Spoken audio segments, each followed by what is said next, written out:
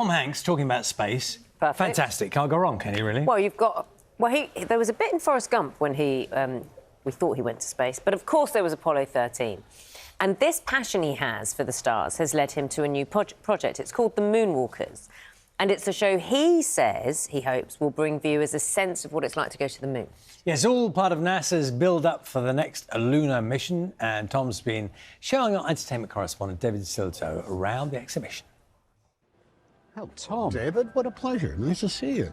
This is amazing. This is amazing. You're taking me somewhere. Yes, yes. It's only a small step, but it's also a giant leap at the same time. Okay, lead me. Spirit of adventure about you now. 20 seconds inside. You know, when someone asks if you fancy going on a journey to the moon with Tom Hanks, you say yes.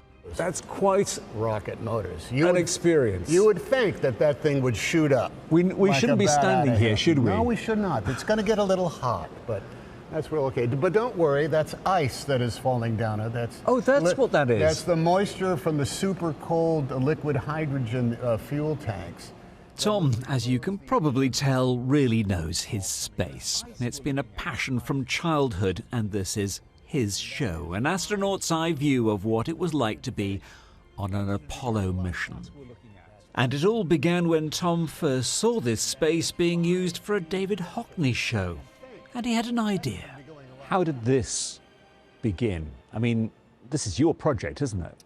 Well, yeah, I guess so. I said, I probably actually asked a question. I said, if we could walk into this painting, could we actually walk on the moon as well? And they said, yeah, we could make that happen. Yeah, we could do that. And I said, would you like to work on it with me? And they said, yeah. So that's when you had the idea. You walked in and you suddenly thought, this could be the moon. You could put people on the moon in a way that has never, ever been done. And it requires a space as unique as this and a crack team. This is the closest you're going to get to what it feels like to be on the moon then. That's what you're looking for. This is outside of the fact that we're still in 1G gravity, this is visiting the moon yourself, yes. But this isn't just history, it's also a fanfare for what's about to happen. Good morning, good afternoon. What is it exactly up there now? Tom has been working with NASA, meeting the astronauts for the next moon mission, which is due to take off next year. But there is a question. This, going into space, it's an indulgence. There's so many other things we could be spending our money on, so many more important things in life. Mm-hmm. Is it still important? What does it do for an individual? You could argue that maybe not much, but what does it do for the cause of humanity? Something magnificent. It takes us to this next place. There's going to come a time when someone is going to live permanently on places like the moon or in space. And when that happens, who are we as a species?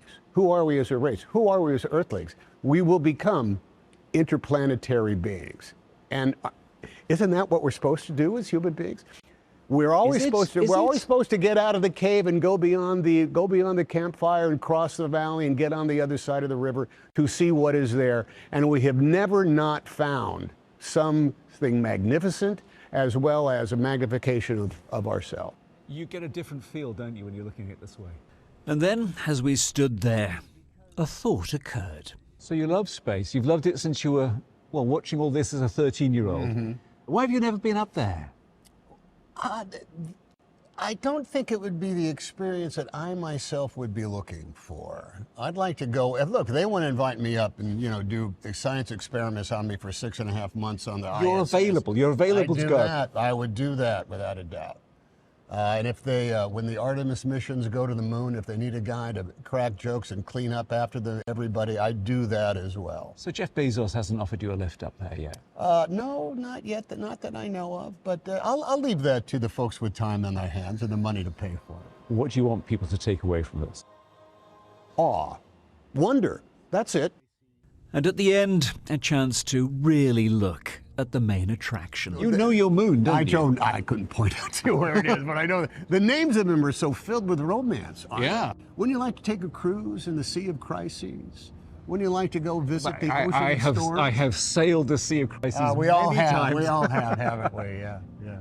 It's a reminder that while we might see it every night, it remains for most of us strange, mysterious.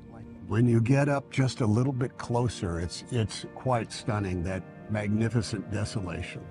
And that's what it is. It is desolate, it seems lifeless, it is a void, and in that, there is just such magnificence to behold.